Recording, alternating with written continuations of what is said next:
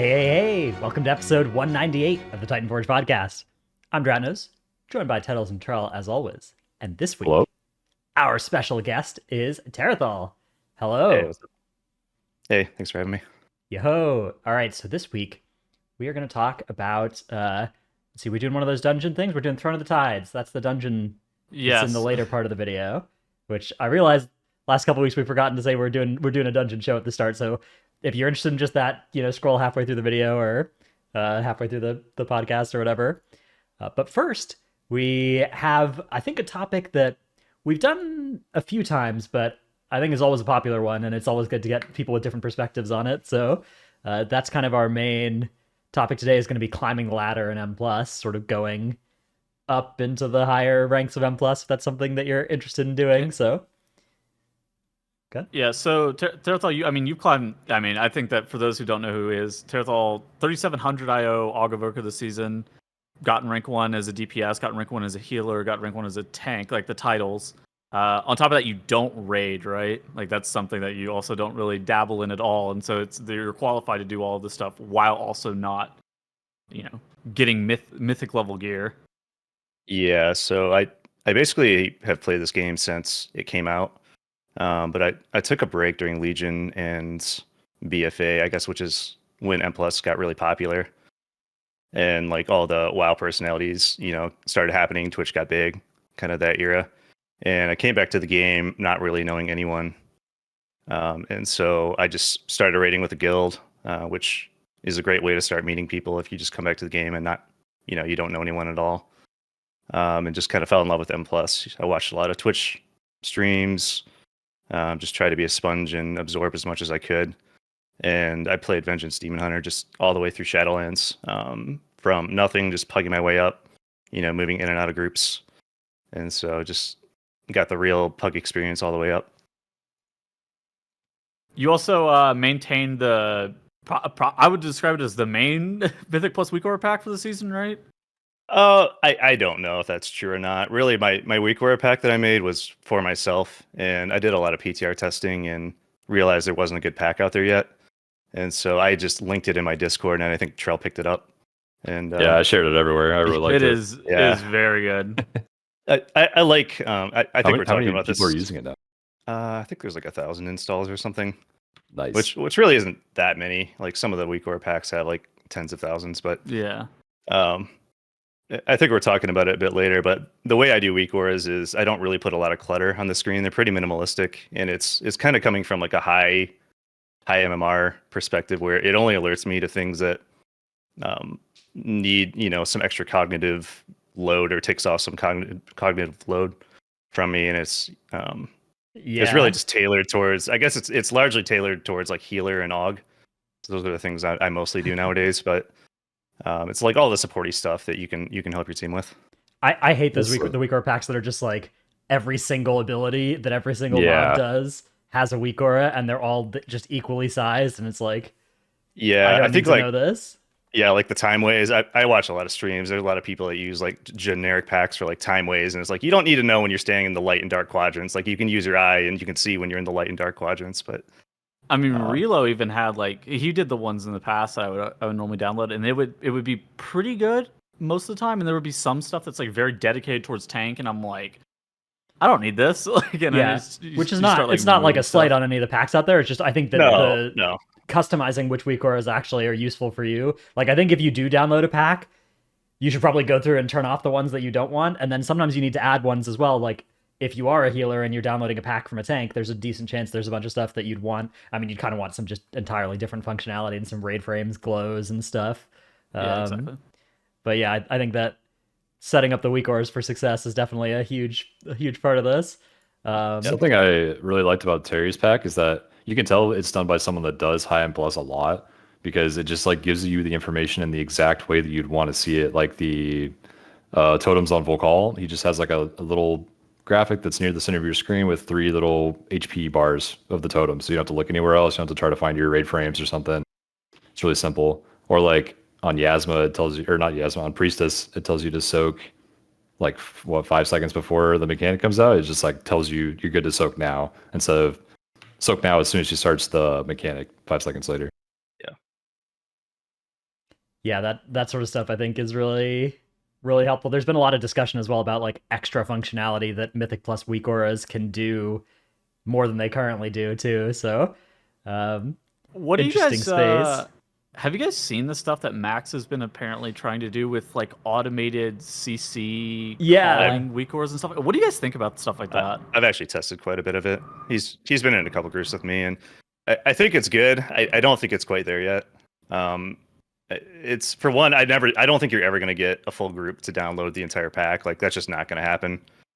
Just especially if you're a pug. Yeah, I don't think think you're gonna get unrealistic that many in people to pugs do it. for sure. Yeah, Yeah. but I think it works pretty well.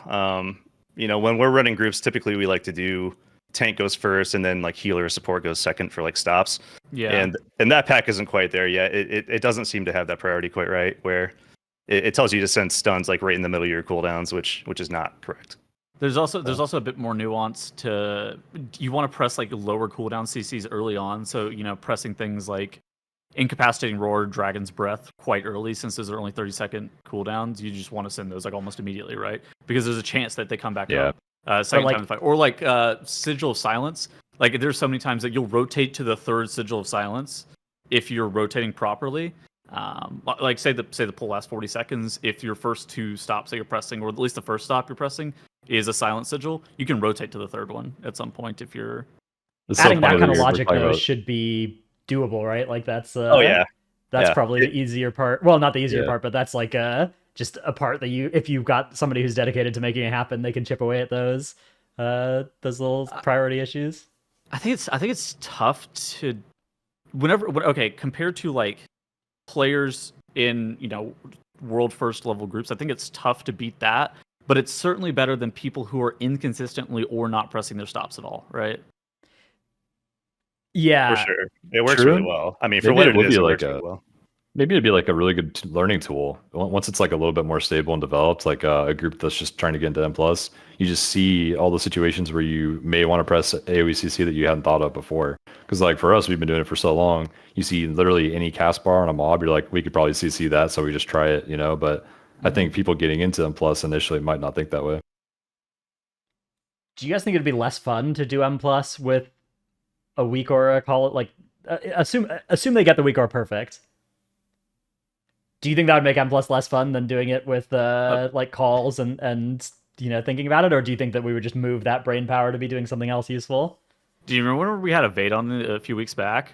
Yeah. I know that guy's opinion as WeakAuras have gone way too far with the amount of functionality that they give to the players, and like I stuff like even the cooldown on nameplate stuff.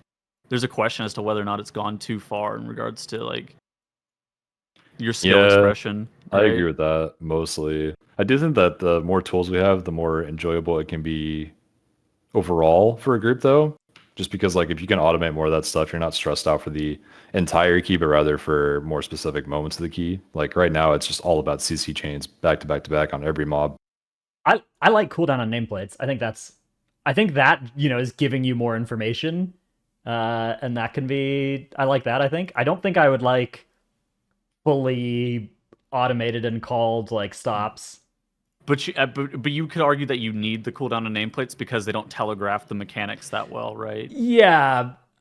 I mean, I get, but like, knowing whether something's a 10-second CD or a 13-second CD and like developing the instincts to kind of have that internal count in your head, I don't think is an interesting skill. And so I don't think it's one that is better to have than automated. But I do think that like figuring out based on your group comp who's going to stop what when is an interesting skill and is a fun part of M+. That I mean, that stuff is just so tough because we don't see it a lot this season. Now it does happen a couple times. I'm thinking like the eyeball guys in Darkheart Thicket, but it happened a lot in season 1, right? Azure Vault had some, like the first pull of Azure Vault, every single pull that had like the Rock Alley guys in Azure Vault, the Ataldazar trash that was in front of that elemental boss, you needed to like full CC chain that pack. Which is like, I mean, that's just like a tough skill to develop. Yeah, interesting topic for sure. Either way, though, I think the looking at WeakAuras is one of the first things you think about in terms of climbing the ladder. Like how early in your process was that of like getting into climbing M+? It was looking at your UI and like really trying to optimize that, because I know a lot of people get kind of lazy about our UIs and don't go as much into making them perfect? For me, it was Dragonflight actually. So during Shadowlands, I was tanking and I actually had a terrible UI. So I use a gaming mouse, and my UI was like exceptionally bad. I had all my action bars showing, and when I was tanking, I had to even have my action bars like shaped like my gaming mouse, so I could like have a visual representation of what I was pressing. That's kind of You know, smart. Hang on. yeah. Hold on, let him cook. So, I had to have like my demon spikes on a certain button and then like had to kind of have like a visual representation of where it was. But I spent so much time looking at the bottom of my screen. It's just bad. If as you're advancing, you get different skills, right? Yeah, making your UI work more for you. And then once you get better at the game, you start calling kicks, you start calling stops. You just start communicating a whole lot better. But for me, yeah, that was one goal. I wanted to not have any of that show, and so I just got rid of all my action bars, moving from Shadowlands to Dragonflight. Did healing kind of change that for you? Well, I didn't really have the intention of healing. I did beta, and I was playing a lot with our mutual friend Greg on beta. Yeah. And he was tanking, obviously, because he loves to tank and form groups. And I don't know, I got playing Evoker just to test it out with him, and I really like the Evoker, so that's kind of how I moved into that role, but that wasn't really the intention. Okay. All right. I guess we kind of started with the climbing the ladder talk already, but we quickly have some news that I missed as we kind of got into this really quick, which is Soulbound Goliath got nerfed as well this week. So, finally. God bless. God bless indeed. This is a long overdue change, but it's great to see. If there was one change they needed to make to M+, I think this was it. On death affixes from last year's is close. That's close. Yeah, I think That'd be nice. Maybe even Murzan's Rise as well. The Murzan Rise timer needs a minute and a half. Situation or the boss health situation in there or something. I don't know. But this one is I think this was top of the list for me. So glad to see that get changed. You want to show it to the viewers? Yeah. What exactly the changes? Does thing on like 35% a high health nerf? Yeah, 35% health nerf on Soul Thorns. Like obviously this is super good. Is this gonna stop people from playing PvP Trinket though on this boss? Like zoning out and zoning That's what I was back gonna ask too. I don't know. That's like PvP Trinket is so good. I think it will. Still. I've been in there, I think on like a 28 this week, and it wasn't very difficult to kill at all. It felt marginally easier. And you were playing AUG, or did you do like the dev swap or? Yeah, no, I just play AUG. Okay, yeah, I mean, what were you playing with? Because I think that's the issue, right? Maybe Greg, Enhancement Shaman, Dorky Boomkin. Well, so Boomkin is bad at killing them, but Enhancement Shaman is very good. Shaman's Right? yeah, but if you're playing Yeah. AUG Boomkin, your enhance can get thorned. So if you're still able to kill it, then yeah, it can't be that bad, right? Yeah. it's probably doable. Yeah, sounds like it's much easier. That's good. Zoning out of that dungeon twice is not the most fun thing. I mean, we entered a stage last week where I was playing with Greg on his Enhancement Shaman sometimes. We would use Onk as a defensive on it, and sometimes we would actually just like PS that person. I would like leaf them and I would rescue shield them, and we would let it time out after 12 seconds. Yeah, the timeout tech is great. Timeout tech is so fucking bad. Like that's the strat for some of them because you can't commit 4 million health or 4 million damage to actually kill them or whatever it actually requires. Yeah, so you just let them rot in the thorn for the full 10 seconds while everybody else spins that damage on the boss instead. Yep. So bad. All right, let's get on to the main topic of climbing the ladder. So there was a post.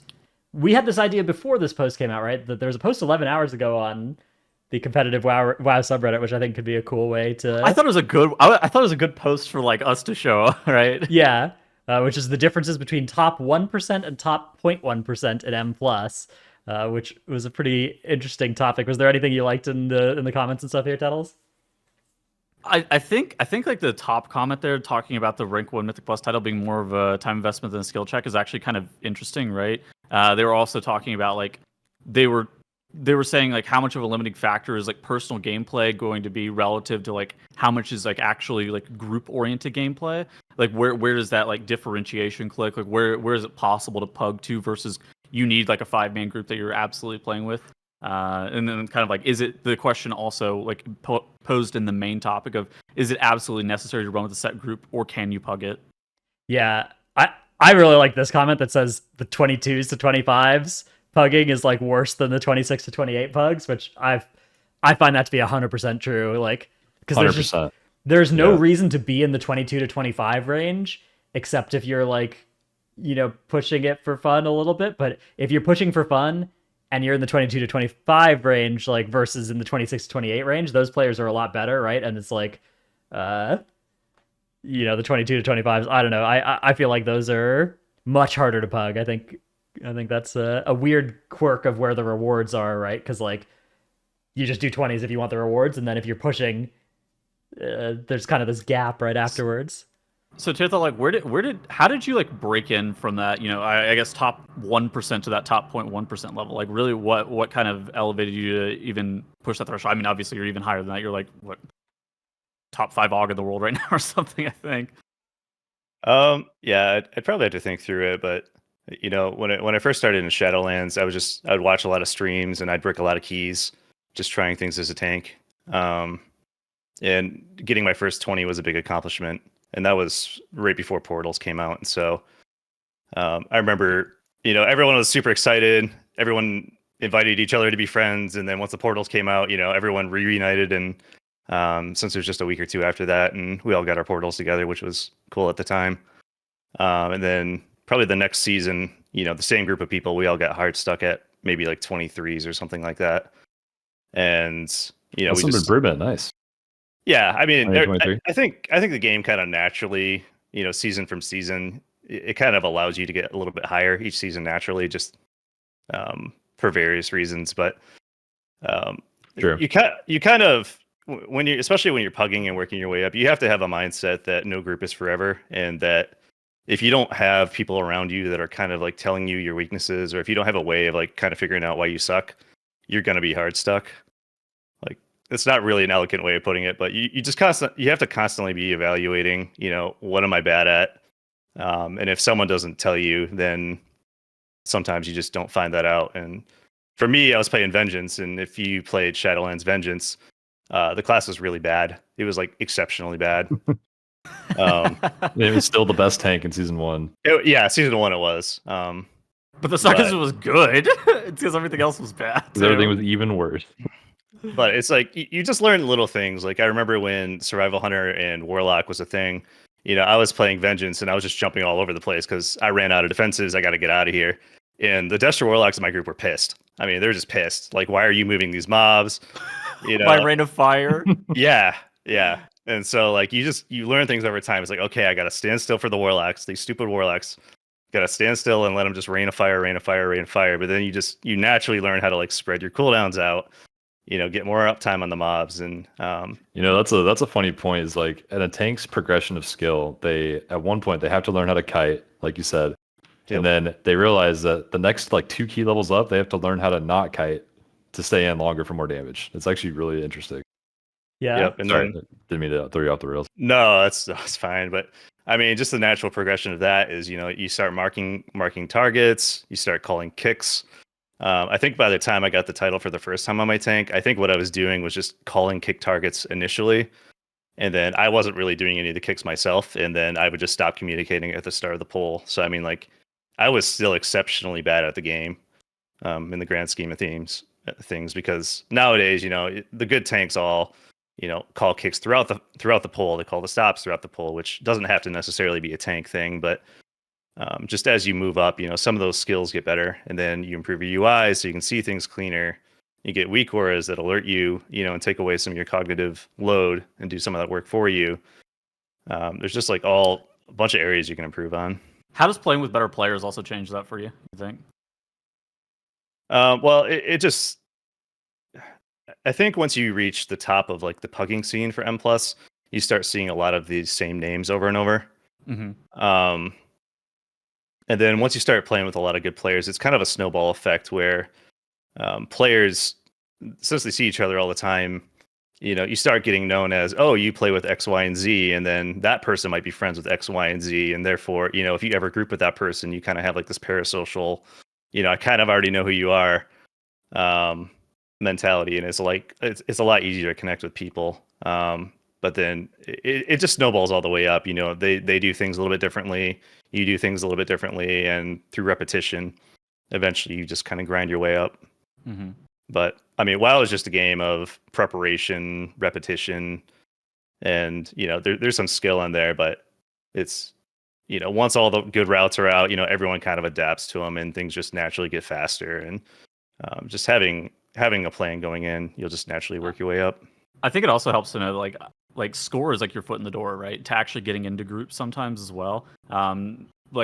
You're not going to necessarily be invited to a group if you have no score. Now, sometimes that does happen. There are sometimes if you're like in a high enough level guild and you play like a specific spec that people know is going to be good that season, you can kind of jump in if you don't have much Mythic Plus experience.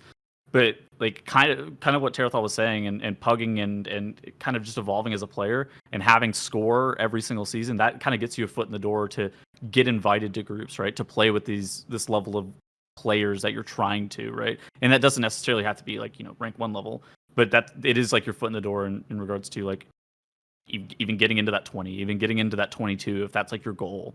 Well, there's definitely a hierarchy, right? Like people want when people list a key, they want the people signing up to that key to be the same score as them. Like that's just the truth. And that rarely happens. Usually, if you're trying to do 26s, usually you're going to have people that do a bunch of 24s sign up to your key, right? And so people have a hierarchy. They usually invite by score, and then after that, it's probably a meta class that's pretty close to the same score, and then after that, it's probably a random friend that signed up. Then after that, it's probably everyone else, right? If you've already timed that queue, you're also almost automatically going to get invited, right? But that's not how Mythic Plus works, right? Like you want to be doing a key level higher. Yeah, and it's actually really good. Maybe it's just anecdotal, but if you can push a lot at the beginning of a season and just get ahead of the pack, that usually snowballs too. Like you don't really have to be playing a meta character. If you're just like a really good tank with a high score, people are going to invite you. Same for healers. DPS maybe not so much, but I mean, if you're 200 score ahead of someone else, they're going to invite you more or less. That's definitely a thing for LFG as a DPS for getting invited via friends. Unless depending on the meta, you might be struggling to get invites. That's true. Yeah, both those points. Kind of depends. Yeah, I think the point of like, if you want to climb as well, you need to not be attached to any specific group, right? It's a tough one to hear for a lot of people as well, because like you find a group of people you like playing with them or whatever, and then I think a lot of people get to this point where it's like, man, I wish I could keep playing with them and also reach my score goals, and you do kind of have to pick one or the other, unless you get really lucky and you just RNG into a group that is also capable of growing at the same speed that you want to. But like most of the time, that's just not going to be the case. So I think Greg was like in rating, you got to pick about it. Yeah.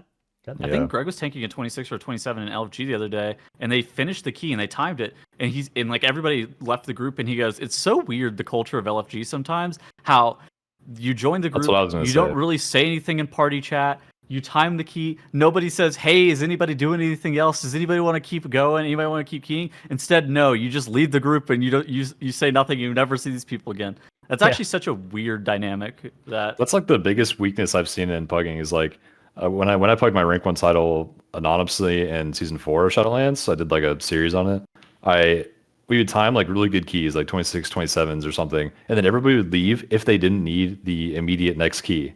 They'd be like, "Oh, I don't need the lower Kara 27. I'm gonna go find another key." So then they just didn't have this insane group that they were just in because they wanted to try to get like some instant IO. But if they would have just stuck around for maybe 2 or 3 keys, they probably would have gotten twice as much as if they decided to leave like they did. Yeah, I think IO is really, once you get a couple titles, you kind of stop caring so much about it. A lot of, that's really the truth. And a lot of the top players, honestly, they just love the game and they just want to time higher keys or just play with their friends in higher keys. And I mean, there obviously are people that, try to get rank 1, like actual rank 1, not just the title, but they chase like each other competitively. But there's a lot of people at that level that they just play the game a lot and they just jump in random groups of friends and, just try to do the best they can, just continuously get better at the game. I think knowing that not all keys will also be scored is kind of like a healthy mindset to have, right? Like not everything, you're not going to time every single key, and so like being attached to the idea of timing that key before jumping into it's not super healthy. But on top of that, like sometimes it's fine to do a key that you haven't done or like you've already done at that level, even if it's not going to be score for you. It's like it's good to get practice. It's good, yeah. It's just Yeah. Also, again, like the networking value, right? Of if you find a group of good players that are like 9 groups out of 10 aren't going to be that good, right? They're going to be medium or bad, right? And if you happen to get to play with some people that are as good as you actually want to always be playing with, it's worth giving up doing a few keys that aren't score for you so that you can keep playing with them, and so you can if you play with them a lot, then you're going to have a lot more success than pugging. But it requires you to take that short-term hit of not doing keys that are score all the time. exactly, yeah. That's my point. Like you have to do, let's say you do one key with a group of 4 people you've never met in your life. You're not going to learn much about them in that one key, and you're not going to pick up like how the key went so well or how the key went so bad off of just one key's worth of time. But if you did 2 or 3 keys with that group, if possible, then you'll start to see like people's strengths and weaknesses come out, and you can probably learn a lot and be like, oh, that's why we did that at Talzar 2 minutes faster, because this tank player does things like this, like that kind of information is super valuable. There's a lot of value in just finishing a key too. I've been playing a lot with Dorky, and he's really good about that. Like we could break a key within the first 2 minutes of the key, and we'll finish the key. Like we'll just go through the motion, and we'll make it all the way through at 29 Everbloom, and we'll battle the last boss for 30 minutes until we kind of figure out our cooldowns. And that's actually really important, and then maybe at the last second we'll decide, okay, let's just 2-chest the 26 or 27 or whatever. But there's a lot of value in just getting a lot of reps and really high keys, because it's not really well known, but especially in the lower keys, you don't know what's going to kill you until you get to a high enough key level. Like you don't really know what's dangerous in a key until you get there. And this isn't even just exclusive to 28s or 29s like Tarithal's talking about. This could actually just be like, what is a push key for you, right? This could be like, oh, you're doing a 22. So you got it off of 21 black or cold. That's pretty easy to do. And so you get the 22 and you're like, oh, this feels a bit out of my range, but let's go try it and practice it. And then if you go through the motions, like you're saying, maybe you're able to do it on 21. That's a good point too, Tarithal. Like let's say you just do weekly 20s, and let's talk about black or cold actually. Like you go through the archer area and you're like, okay, I mean the danger here is knife dance, right? But then in higher keys, the danger is all of a sudden shoot from the archer, because it'll just clap you in half. Yep. So you gotta just like learn all the new things you have to live. Yeah. And you'd be surprised too with like how bad you can play and still get close to the timers this season. Like there's probably there's a lot of groups that give up way too early. We did an Atal Desire 28 last week. We had 22 deaths before we got a single count in the dungeon, because we were trying to pull all the juggernauts on the left in one pull. And we timed the key with like a minute and a half left. Wait, you CC all the casters or something? No, I think we just pulled them all. Just pulled everything? Just we just pulled them all. Yep. I have All very right. fond memories of just doing that pull over and over again in like MDI practice, just the entire left side. Oh yeah, the unholy meta. Yeah, the unholy meta. That was a good time. You do kind of notice that there are some people you play with that suck at the end of the dungeon and are pretty good at the start of the dungeon, because they just do this over and over again, right? They just leave halfway through dungeons, which is also another small benefit of staying through to completion, is like you actually get the reps in on the end of the dungeon as well, like the last boss, which is often one of the hardest parts. Let's talk about raiding a little bit. So Tarithal, you don't raid, right? Like at all? Yeah, that's correct. So Castle Nathria was really like the last raid that I did. I did a little bit of the one after that, was at Sepulchre. Yeah, that one not very good. Yeah, but I was M+ing as a tank, and I was playing Disc Priest in Castle Nathria, which shout out Castle Nathria, that place owned. That was actually a really fun raid. But yeah, I work a lot. I work late hours. I don't typically, when I log in, I don't really like joining a raid and kind of being silent and just kind of doing my role. I like talking to people, and yeah, that's probably one of the reasons I actually like Aug Evoker. It's kind of like, the most you can do that. You're playing off your DPS, you're helping your healer, you're grouping things for your tank. I like those interactions of like playing off other people, which I'm sure high end rating there's a lot of that. But do you think it holds you back, not raiding at all? Not necessarily, not just gear wise, but I mean gear wise, I think is probably the largest thing, right? I think less so nowadays. I don't really think there's a lot of I don't think there's a lot of gear that really matters from raid. If you just want to get 1% title or 0.1% title, I don't think you really need raid gear. That 6 item levels is not going to account. It's not going to make up for bad play. What about earlier in the season? Do you feel the gap? Not since the Catalyst change. And we also we do like a friends raid, which Tettles is in, so he knows. But we go through on It's just heroic. a heroic. Yeah, it's just a heroic. But I mean, like that's really enough. That's really all you need if you just want to get started with M plus for the season. And then once the Catalyst comes out, that kind of carries the rest of it. You also get like you get the Farok trinket as well. Any of the Farok trinkets that you kind of want, Augury or the was it Rage Heart? Is that the name of the tank trinket? Also, if you want that, like that on heroic is good enough. Dude, I want that tank trinket. Oh, that thing is so good. I would have liked to have had the Broodkeeper weapon in season 1, and I never got that. So that's kind of good. Yeah. I mean, do you think if they removed the upgrade system, you'd be more forced to raid? Because it seems like people have gone through this kind of process a couple of times. I remember Trell for a while was not raiding. JB has done it as well a couple of times where he's like, I'm done raiding. And then he starts raiding again. Growl, I think, did it a couple of times as well. I'm not really against raiding, but yeah, I think if they got rid of the upgrade system, you'd be forced into it. Yeah, I mean, I feel like doing at least heroic is the thing this season. Though is heroic is just really good. You just do heroic and you get like 90% of the benefits of doing mythic raiding, right? For M plus pushing.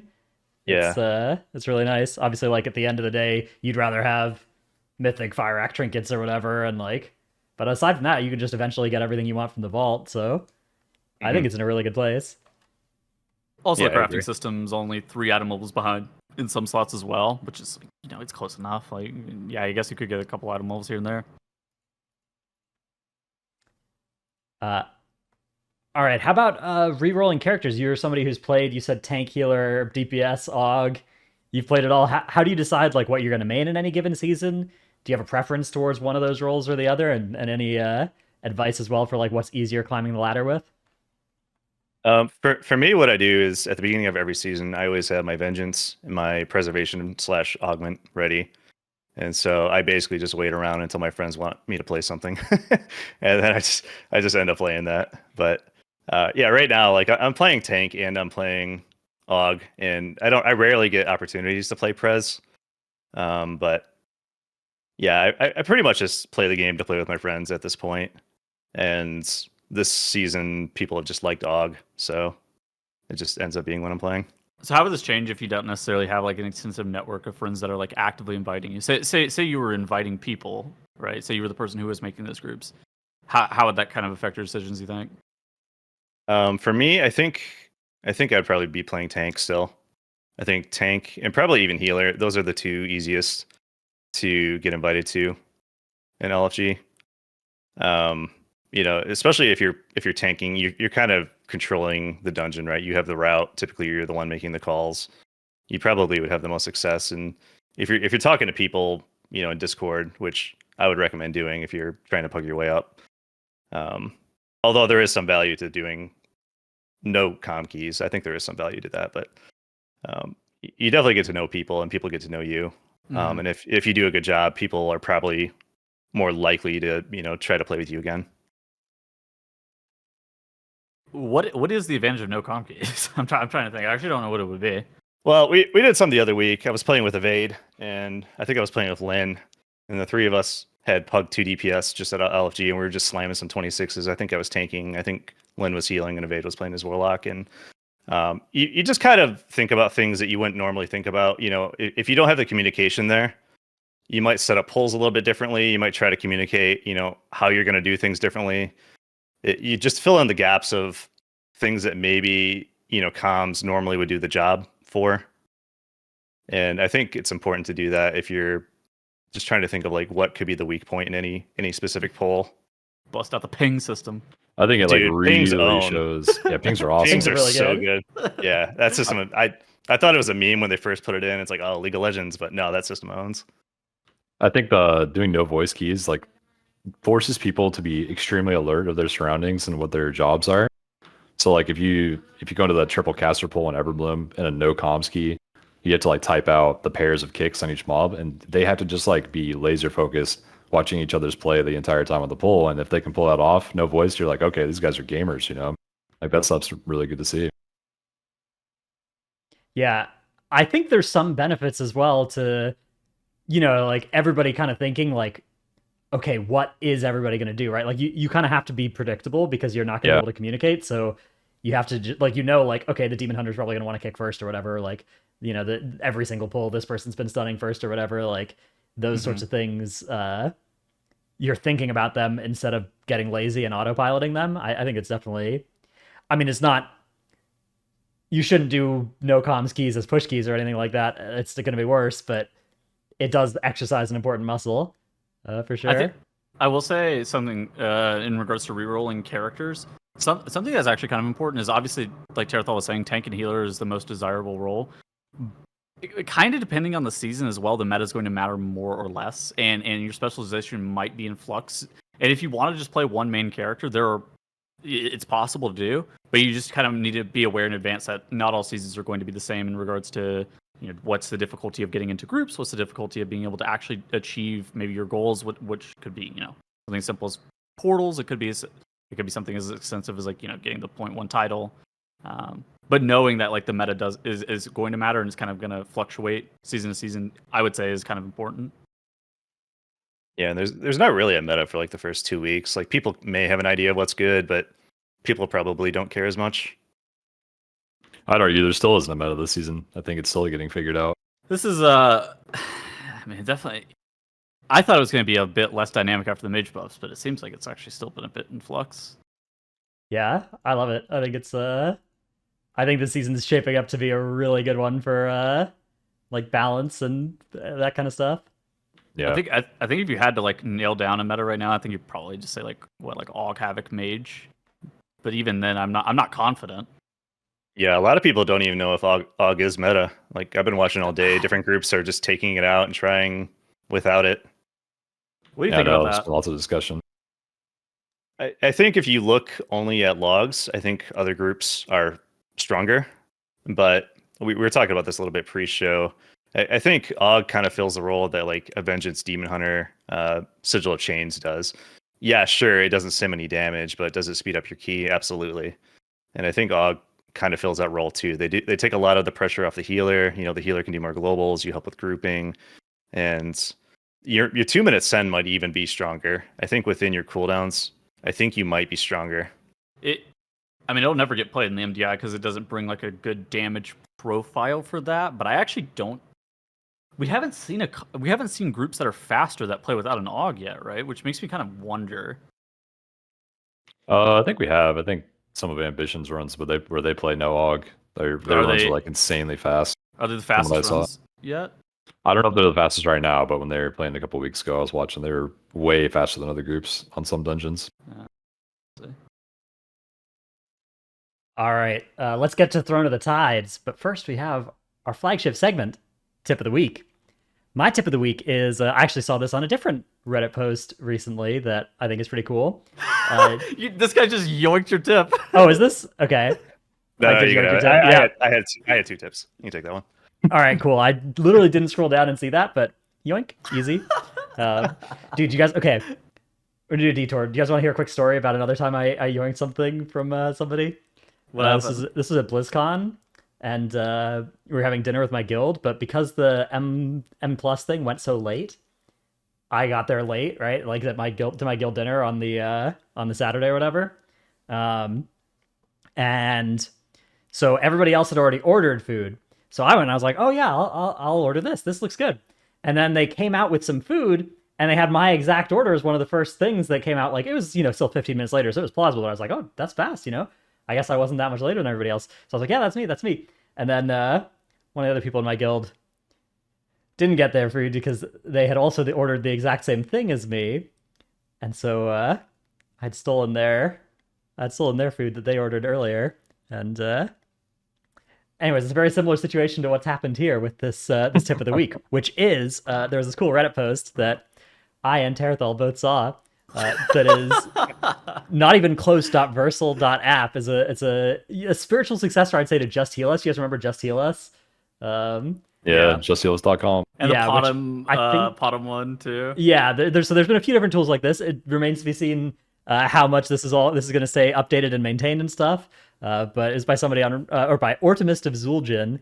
and it's a site that lets you. I'll put the URL into the video as well. But yeah, not even close.versal.app that lets you see based on incoming damage, key level, and then all the details about your character, whether you're going to live or die to certain mechanics. Currently, only magic damage is supported on several abilities, but and there are several abilities, or you can just type in the damage that the ability would do, and that is, it's pretty cool to help you figure out whether you're going to need a button or not for certain things. And I think that's super useful.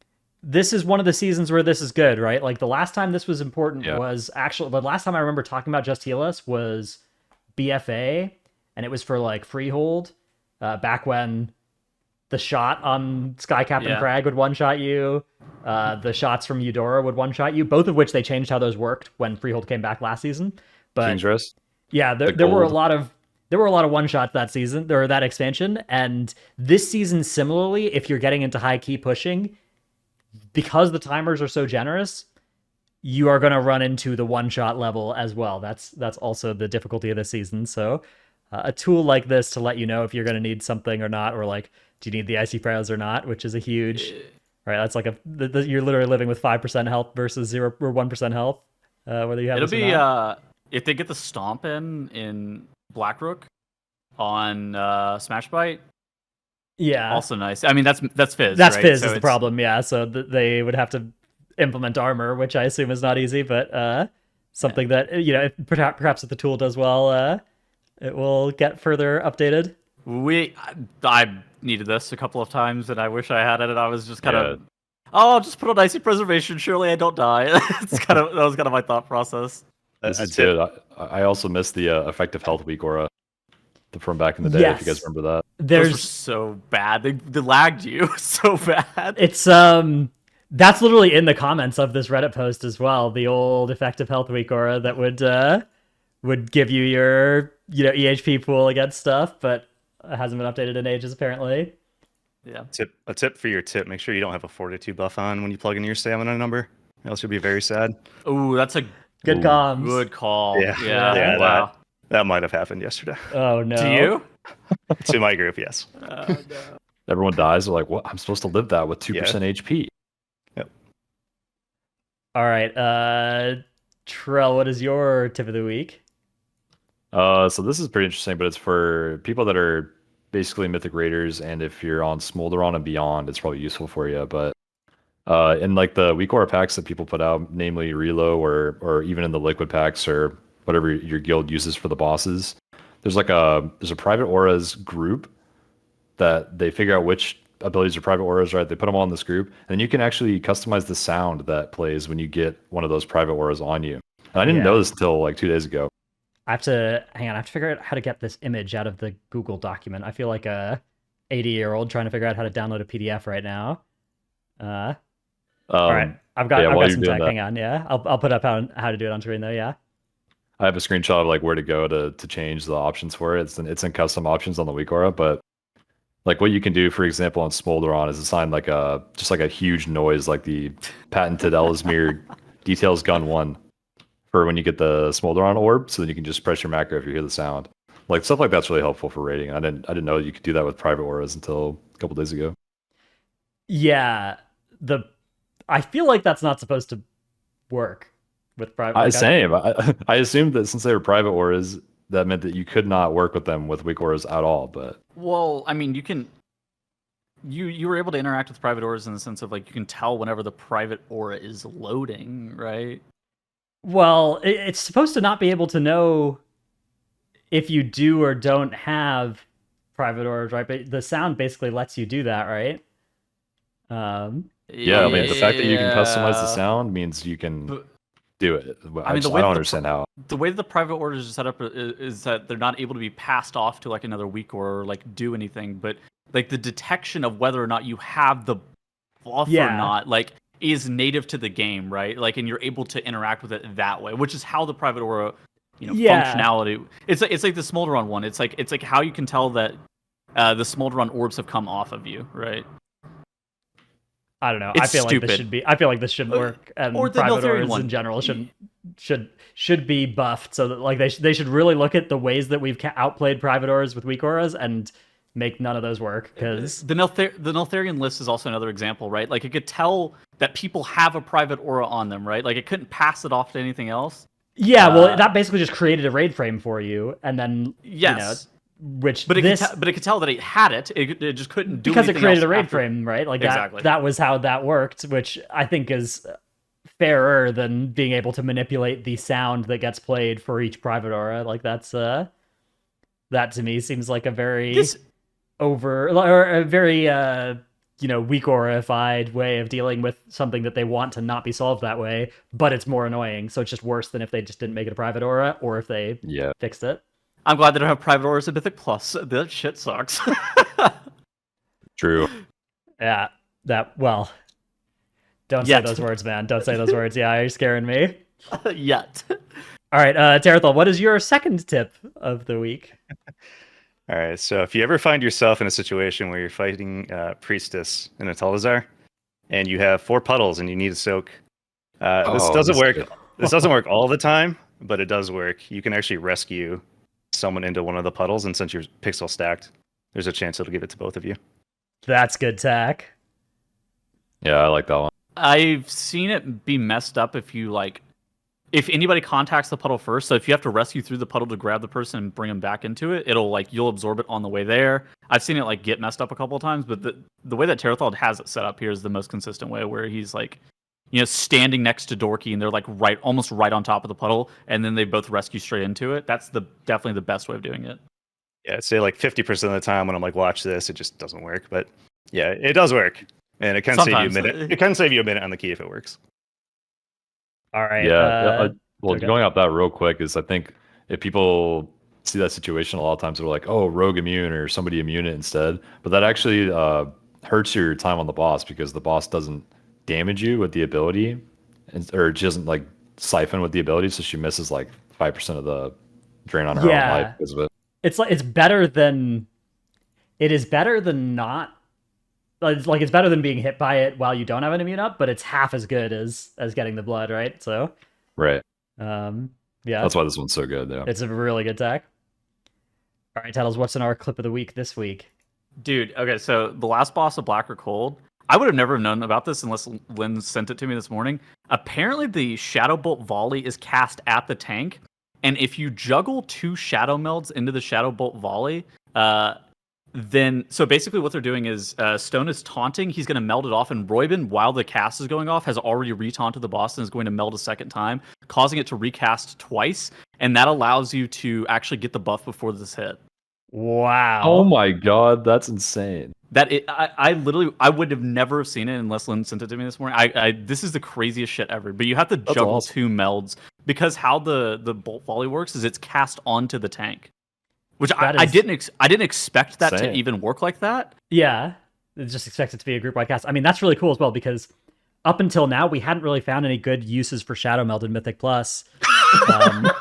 So now there's a reason to play Night Elf as well as those other races. So that's really cool.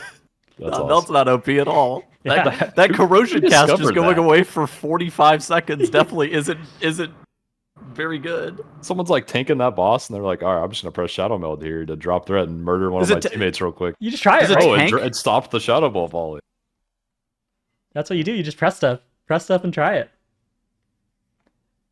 All right, let's move on to Throat of the Tides, our dungeon tutorial section of today's video, which I don't know about you guys, but Throat of the Tides has really grown on me over the course of the season. But I haven't been pushing high keys yet. I've been just That's why. Mostly vibing in the lower keys. Okay, so I don't know if Tarithal and Charles agree, but I think the dungeons is better than Temple of the Jade Serpent, and it's much better than Vortex Pinnacle. I think it's okay. Okay. I think it's not the worst dungeon of the season, and it's better than an average Cataclysm dungeon revamp. I think it's okay. Yeah, I feel that agree. way, or maybe slightly better than that. Yeah. Charles, what do you think? I agree with that. I think that it's that and Rise are the keys that you have 5 of on Monday of any given week. Oh, yeah, you for don't me, want that's to do Rise. Yeah. That's always a rise, man. I don't know. What do you think, Terry? Yeah, it's definitely rise for me. I actually like throwing. I think I don't know if it's just like being underwater or what, but I think it's good vibes. That is good Good vibes. vibes. You're like Yeah. strolling into this giant pool where there's like a frontal that's gonna murder everyone 5 seconds, and there's like 1 million health absorb debuffs going on. You're like, yeah, this is chill. I think if you were to take the dragons out of the dungeon, I think the rest of the dungeon experience is pretty good. Vicious Snapdragons, I think, are really bad. Yeah. Why Yeah, can't you that's CC them off of you? Like, fuck off. Yep. So not too much, I guess, optionality in terms of how you can of like what you're. I guess the question is just how much you're pulling at once, right? Like that's the thing you kind of have some agency over. So, what recommendations do you guys have for like I guess the start of the dungeon, for instance? Pull everything into the Ravager if you can, and it's Okay. Tyrannical Week. But like, I don't think I would recommend that for average groups, right? Yeah, I the don't hard think part, anyone's done it on Fort. I don't think it's possible in 4. I think the hard part. So the hard part of the very beginning of the dungeon, honestly, is like the Oracle kicks. The Sentinel, the Sentinels are not easy with the heal absorb on them, but like, I think making sure that you have coordinated Oracle kicks is like the biggest deal. Would you agree, Tarithal? Yeah, I think the more meta thing that I think is starting to come around is people are really wanting to put the Ravager in the first pull just so you get lust value out of it. And so either you invis the first couple packs, or else you just end up fighting it natty. But if you are not going to pull it, you definitely want to make sure you have an assign kicked every single cast.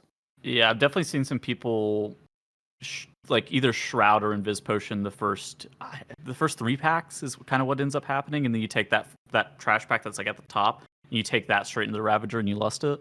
Yeah, if you could skip the second pack and do the Ravager, then it's 2 less dragons you have to deal with.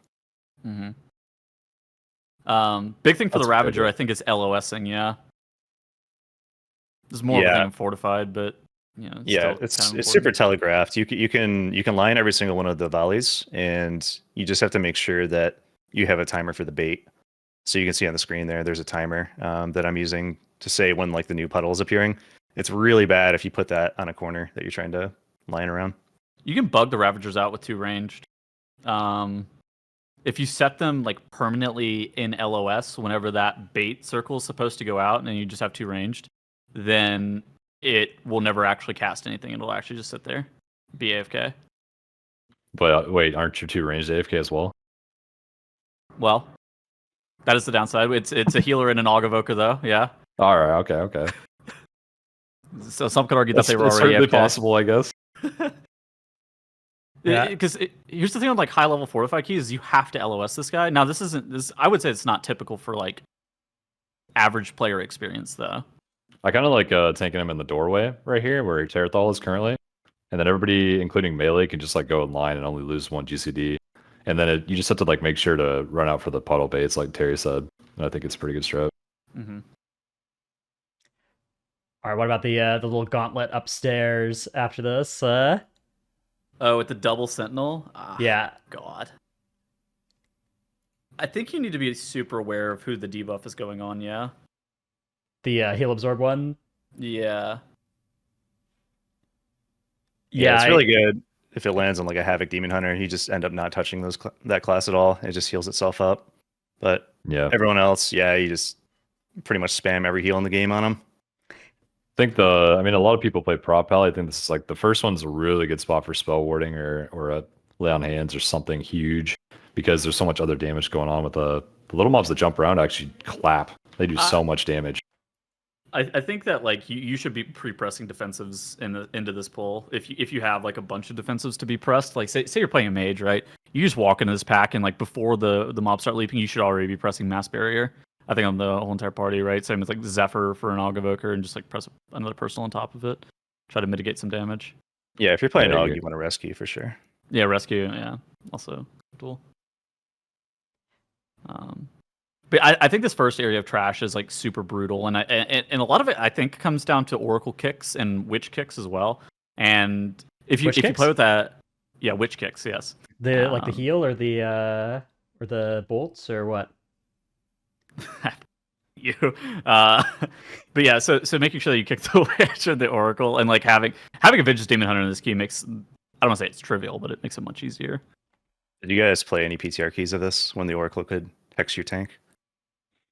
I did, but not I don't see remember that. You never saw that? Yeah, that Oracle had an additional cast that it would try to hex your tank, and then when he was disoriented, the mob just killed your party. It was pretty That sick. is That's classic. hysterical. fun. They should bring that back. Cataclysm tech right there. Yeah, turn your tank into a crab. It was sick. They should bring that back. Love it. How do you guys assign kicks? Is it just like 2 melee on the oracles, and then you like throw stops?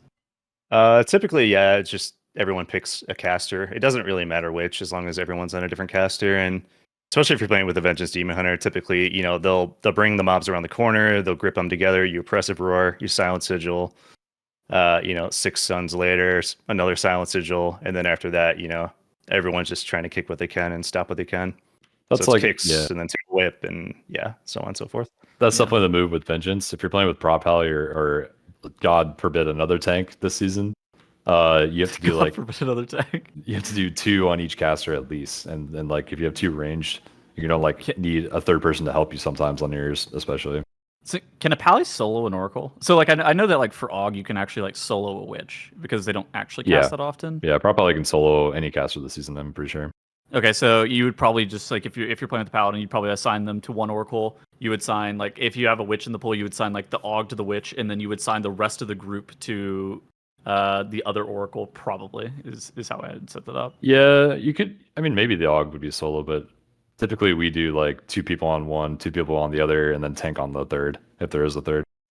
Witch just doesn't cast that often is the thing, and you can knock it up with tail and you push it as well if you want. Oh yeah, I didn't know Og could solo the Witch. If that's the case, then yeah, It just doesn't cast often. Like, how often does it cast Tarithal? Do you know? I'm actually not sure on the Witch. It's definitely less frequently because it does do. You can see that circle on the screen. It does that cast as well. Yeah. Yeah.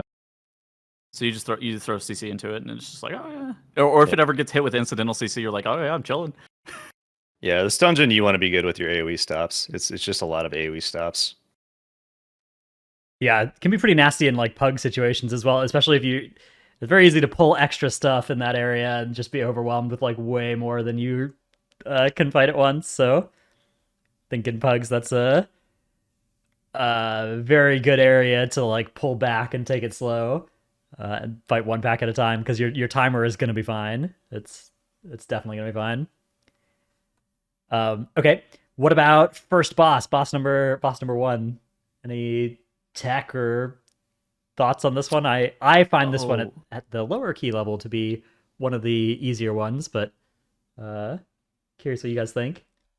Oh god, I should have probably put something in the show notes. So basically how you do this is you actually get up in a look at how the world markers are set up in this group, where they have them at cardinal directions where they're standing, and then the tank is going to stand dead center of the boss. So how this boss's lightning works is the recoil is on the nearest player, and so you always want the secondary bounce to hit the tank, and it can only pick you one time for the first initial hit of this focus lightning cast.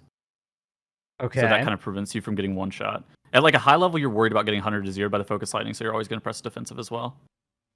Yeah, and so this formation makes it so the tank is always the closest person to each person. Yes. Yeah, just by like a couple yards. It's really like you have to. If you think about this with geometry, it's very important that you're all equidistant around the boss, except for the tank. That big circle that shoots the balls out afterwards. That actually is the hardest hitting ability on this boss, but it's also the only ability where like avoidance works, and so you can use things like Zephyr and Feint and all those abilities on it. Funnily enough, if Tarithal doesn't move here, the players that are on those cardinal direction points should not get hit with the balls as well, because the balls only spawn on intercardinal out towards the player. So it should technically never pass over any of those safe spots if they're on perfect north, south, east, west. I think we should probably also mention that these ads spawn in fixed locations. So like you can use markers to assign kicks initially to get them in. What I see a lot in keys is range players bait the guy that does the charge and then the frontal really far away from the group, and that's not good. You want to bait him like somewhere in the inner circle of the boss, close to the tank if you can. That way everything stays stacked and dies very quickly. Now, I wouldn't say that I am certainly a person who's done this before, but I've definitely done that before and baited it across the room. We've all been there. You just try to be stacked with on top of that honor guard, and it's mostly fine. All right. Then no trash, straight into next boss, which this one I think does have a lot of potential, especially if you've left some trash in the room, which sometimes you do, right?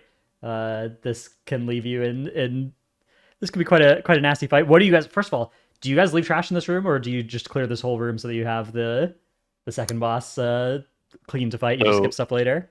Funny enough, I actually think maybe one of the strats that will evolve is using your second combat pot to invis and do the boss first, just so you can line your lust back up for a second Ravager. I'm not sure how practical that is, but that might actually be pretty good tech. Okay. That's not a bad idea. I've Yeah. I've seen people do that. Yeah, that's cool. But I do In think the gen- fighting in trash general. with this guy is really good. yeah, in general, usually one caster pack. So Okay. what happens if you skip that hallway with Invispot? It's just the normal mob. I mean, you can pull everything without aggroing the boss.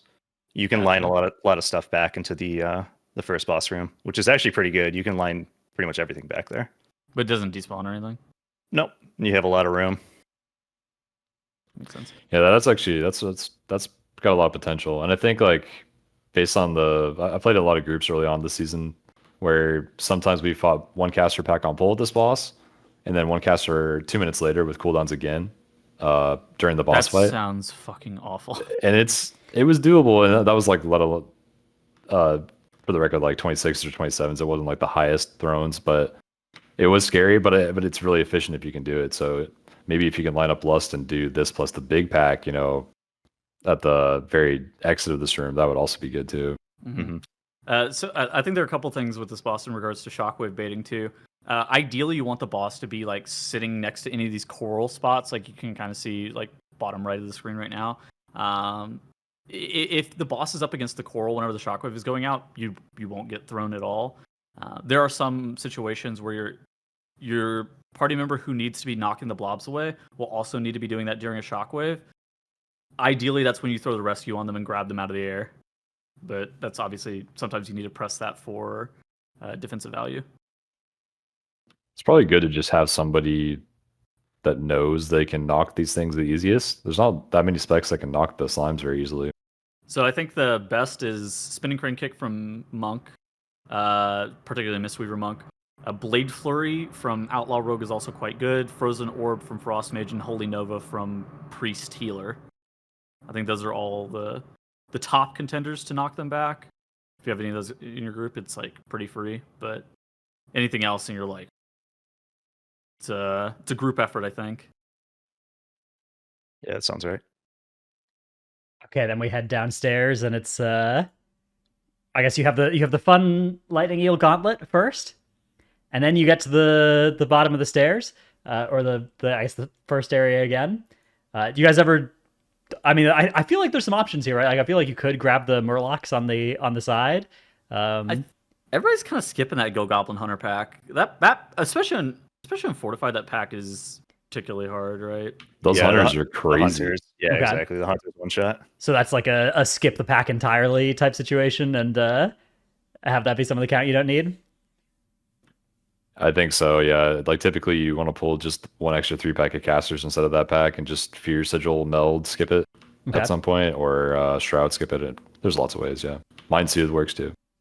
Yeah, the big guys in this pull here, you want to pull one, and then you want to count to like 3 or 4 and pull the other, or else you'll have some really unfortunate spell Grip queuing back issues. in, yeah. Yeah, That's not good. Yeah, I guess this area just does a lot of raid damage as well, right? Like this is just a nasty check on the healer, and I guess on people's reactions. There's a way to set up. Somebody was telling me earlier. There's a way to like set up this trash, right? The Faceless Corruptor trash with the beam to not be like a terrible combo, right? the only thing that I know of is counting to like 3 or 4, and usually it lines up pretty well. Okay. Before you pull the Faceless That's Corruptor that's just mob. between the big guys, right? Not the Yeah. Before you pull the second big guy in. because the beam grip combos can be also bad, I guess. Yeah, I would describe them as like non-manageable in some situations. Yeah. Those beams are so bad, by the way. Yeah, I think the hardest part about this hallway is avoiding invisible beams. Yeah. He's serious. I mean, he's right. Yeah. Good comms. Otherwise, you just kick and you get healed for a little bit. I don't know. Yeah, the little squids, they have a cast that if you AoE stop them, actually they don't do anything at all. which Yeah. might be overlooked by a lot of people. You really don't have to take a lot of damage here as long as you're constantly stopping. Sh- Test Shaman the boss. minions. Okay. Yeah. Shaman That's the boss. minions. Shaman boss, I think is. I like to lust this guy on Tyran. Unfortified, maybe you can get away without lusting him. I think on Tyran he's like pretty brutal. I think this and the first boss are the hardest bosses in here. So there's something I would agree. there's something cool you can do here. If you tank him near the entrance, the totem will always spawn in between like the two little corals that you see there. That's kind of a Okay. new development that we started doing Oh, this week. really? Yeah, if you tank him next to the entrance door, It then like can't spawn them near the entrance. Yeah, because it'll always like pick 10 yards away from it or whatever, and just 270 degrees of that arc or arc terrain. and you can also line the flame shock. Oh. You don't line the application, right? But I think you do. I think it skips if it were to interesting. if it were to pick you, it just doesn't happen. We were trying Really? it the other day, and it was That's like huge. it didn't seem consistent. It was kind of weird. Dude, For yeah. reference, that flame shock starts just the application alone one shots you on a high enough level. It's insane. Tank mains. How do you guys feel about killing the totem versus cleaving the totem? I think the totem is a pretty interesting mechanic because it's strictly tank damage. It makes the boss attack twice as fast until the totem's dead. And if the tank has something enough to live it for a while, you should definitely just cleave off the boss to speed up the fight and get through it faster. You might skip a totem or two that way too. It's a win-win for everyone. But it's definitely up to your tank, so they have to communicate what's going on. Yeah, if your tank is like under geared or something, even in lower key levels, this boss auto attacks very hard, and when the totem's up, very frequently as well. So definitely a case of like if you feel like if you're tanking and you're feeling like you're kind of carrying the group or whatever, you can definitely tell people to just cleave the totems. Yeah. You can also skip the one if it's the very last one in P1 if it's near 25% of the boss. Just go boss. Because as soon as the boss phases, the totem despawns. I hate where they're lining right here in that clip, by the way. So if you're playing with like a Havoc Demon Hunter and they're in Metamorphosis form, they can actually peek out over top that pillar, and good. it just kills them. On top of it, that pillar is very inconsistent to what. I don't think I've ever had a problem there. I swear it's very easy. Skill issue. Yeah, but it's also very inconsistent to be able to tell if you're fully aligned of the boss there too. All right, so then after this we have the nasty Goblin Corruption Gauntlet, which I think is probably where the most difficulty comes out in the pug situation. What about in the push keys? You don't kill corruptions at a bad time. It's kind of okay. Yeah, I feel like I don't know. There's a bunch of hard parts about this for high keys. For one, the two hunters that you have to play are still going to one shot you, even though there's just two of them instead of four. And so like that pull alone is really hard. Plus the kicks you have to do on the casters, plus the elemental that you typically pull in. But then the second challenge here is like you want to save all your bursts for these little blobs until the elemental has done his first AoE. Mm-hmm. And then right after, like as it's finishing the AoE, you want to burst all the blobs at the same time if possible. And a lot of times that's not possible. So maybe if you have some knocks, you can send them away or something to try to delay it till the next AoE is done. But that's all you can really do is try to time it when you get all those debuffs and then have them expire at a good time. Blobs do a lot of damage as well, especially when you start to get like 10, 15 stacks. Just the corruptions themselves do a significant amount of damage. Yeah, just their on-death explosion. Mm-hmm. Yeah. All right, and then we just have last boss, which I can skip to now. Hang on. This boss, I guess. It feels like, did they change the graphics on this? Did they make it better, or is it just? Do I just have the weak aura that is auto turning them off? So they changed the graphics on this. Okay, yeah. good. Yeah. Apparently, you don't need the weak aura anymore, even though I still have it. I don't think I have didn't the know weak they aura, changed it. so yeah, that's cool. Because you used to need a weak aura to like make the boss not look identical to the ink. Okay, what else about this man? Fight's pretty easy as long as you just every single time you're washing, just make sure you get all of it, and that's really the most important thing. You'll be able to just get through the rest of it. Nothing really one shots you. Just make sure you get out of the puddles quickly. But as long as you just do the mechanics correctly, this fight's actually pretty easy. Yeah, it's like surprisingly the easiest boss in here, I think. Yeah. It's probably one of the harder ones in pugs because of the cleaning thing not going well. Like if you miss one cleaning in a pug, it's like a disaster for the rest of the fight. I mean, they buffed the cleaning duration, so it's like harder to mess up the first clean of the fight now. But yeah. Yeah, that's I've definitely done this boss with the whole room inky before, which is not great. So you do want to try and Yeah. avoid that at all costs. But I think that it is kind of a one mechanic boss aside from that. So It's just like one of those funny situations we talked about earlier where it's probably your hardest thing in like a 20, 21, 22, and then it's the easiest boss on like a 26. yeah, Yep. cool. Anybody have anything about Threat of the Tides that we didn't get as we kind of just went through pack by pack? I think learning the trash is probably the most important point. I kind of think that you should probably focus on the first. I think 10 minutes of this key is probably the hardest part. There are obviously other points that you could wipe to, but the timer's pretty nice. But the timer becomes scary whenever you have to do a lot of running back, because run backs like really eat away at the timer a lot here. All right, we have some Q&A questions to get to, but first we get to thank our supporters over on the Patreon. They include, but my brick is huge and I need to show it off. Itsy Bitsy Mini Mo catch a mortal by the toe. When they scream, I'll let them know. I've got them now and won't let go. This is what mob is this? I feel like this is a WoW mob that says this. I think. I don't know. I have no clue. I feel like I've heard that this season, but I could be delusional. We could just keep letting him wallow. Yeah. It's kind of funny. They opened a Lego store by my house just before Christmas. People were lined up for blocks.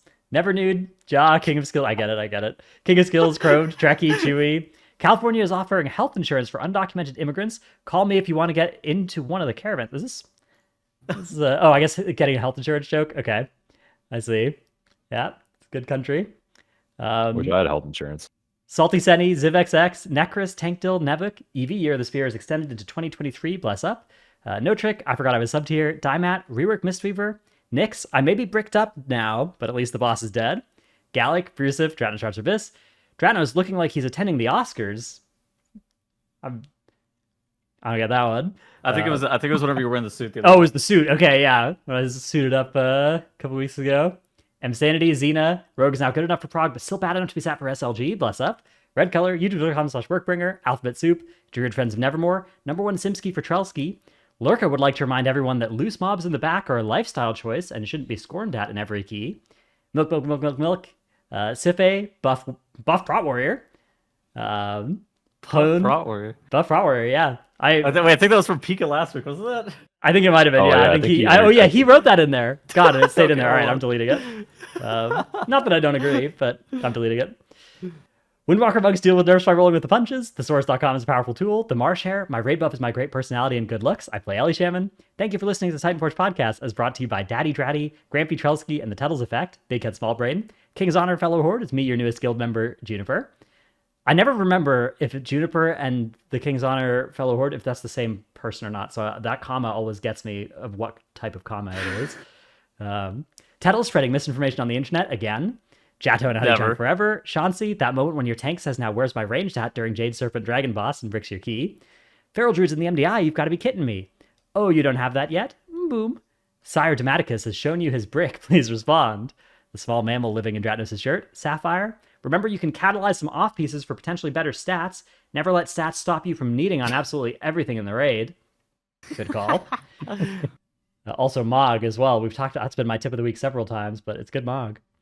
Group/raid buff/utilities spells tier list when? I think I've done one of those before, but it's probably very outdated now.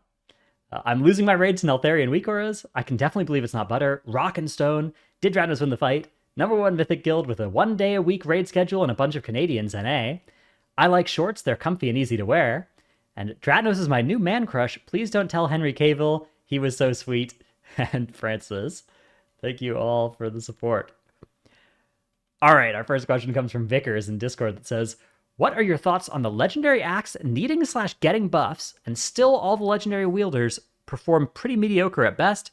Should legendary items be strong or just the slightly bis item? What do you guys think?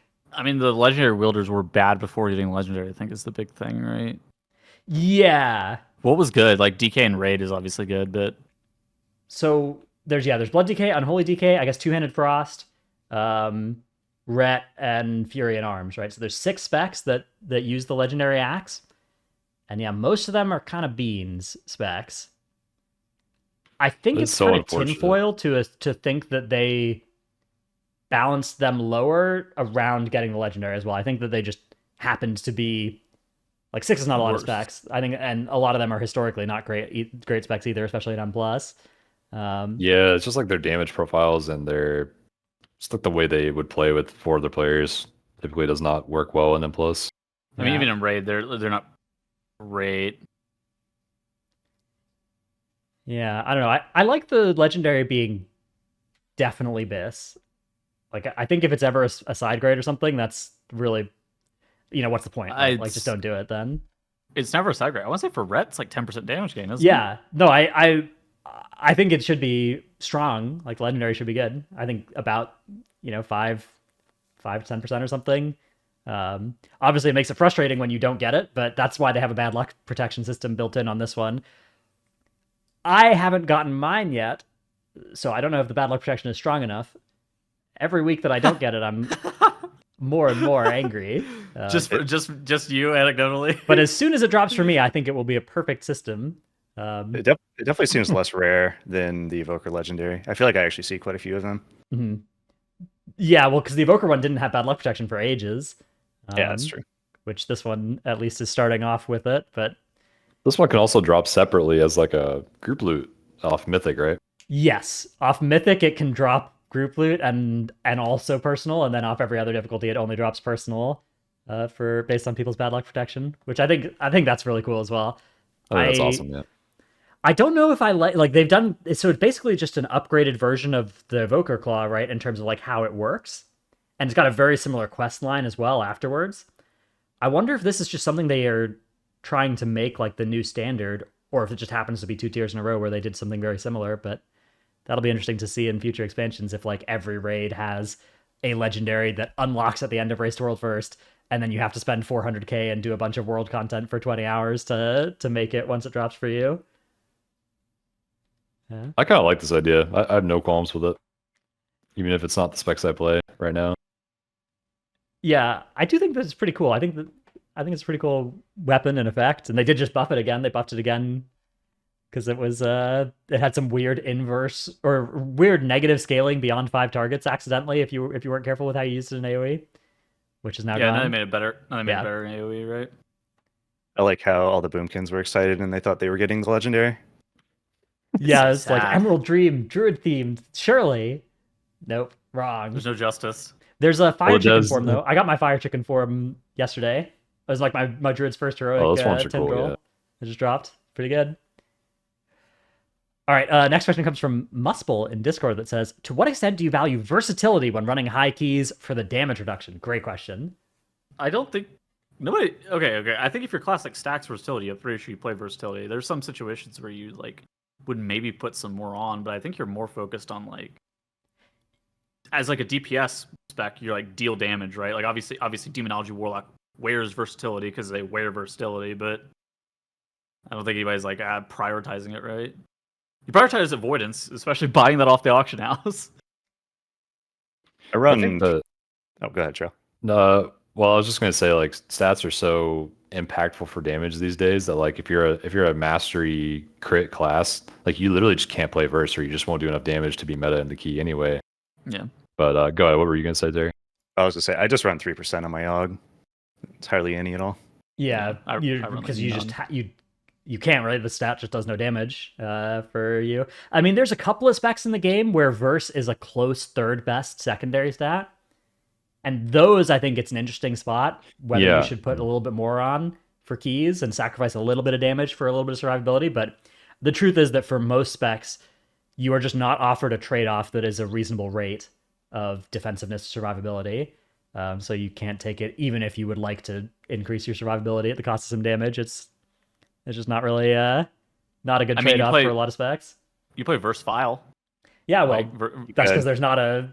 that's like hundreds of DPS for a little bit of survivability. Right? Yeah, well, there's not a good non-crit or non-verse damage file that doesn't have a crippling drop, like the crit file, right? Is so scary to use.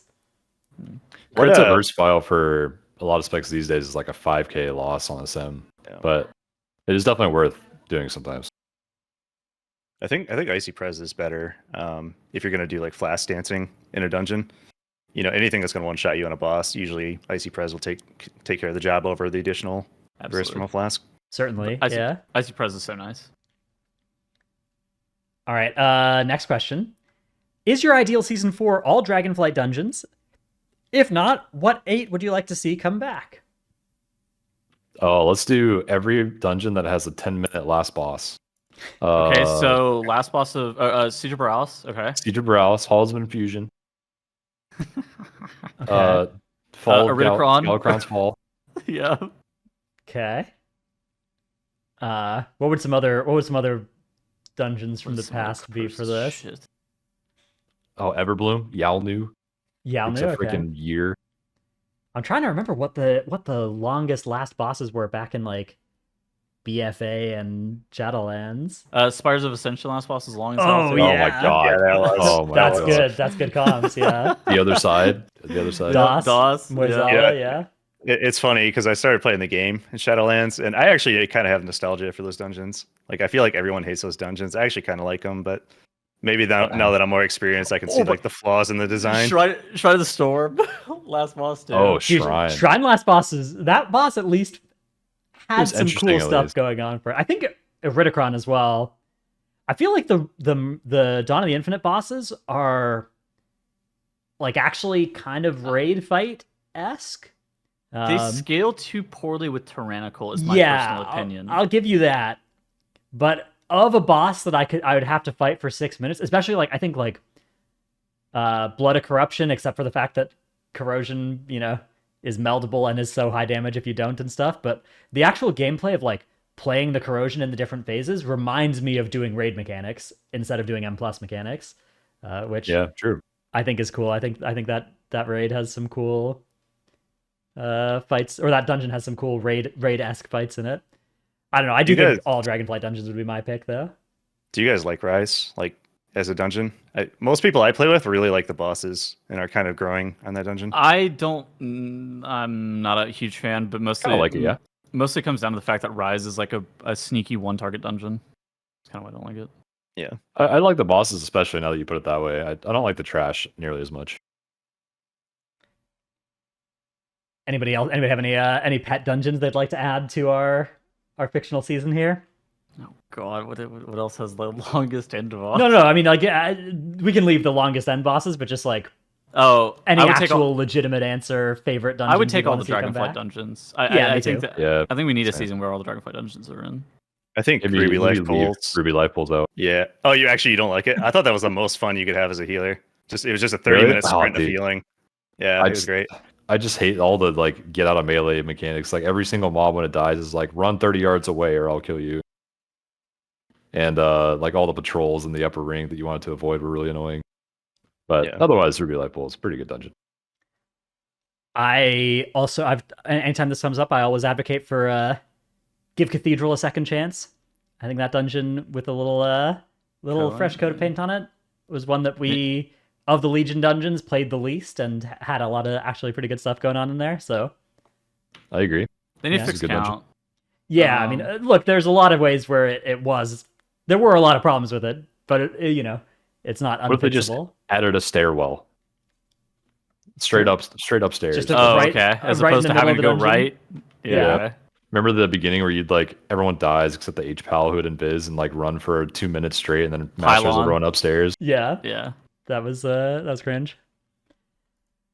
All right. I guess that's us out of topics and stuff for this week. Tarithal, do you have any shout outs or any stuff you want to promote or any place people can find you or anything like that before we head out? I do stream on Twitch every once in a while. It's extremely infrequent, but yeah, Tarithal on Twitch. But other than that, no, not really. Awesome. Well, thanks so much for coming on the show. It was great to talk with you. Yeah, it was fun. We will be back next week with another dungeon and another topic, I guess. We got 4 dungeons left or something, so that's the plan there. Hope you all enjoyed the episode though, and we'll see you then. Bye. GG's. Later.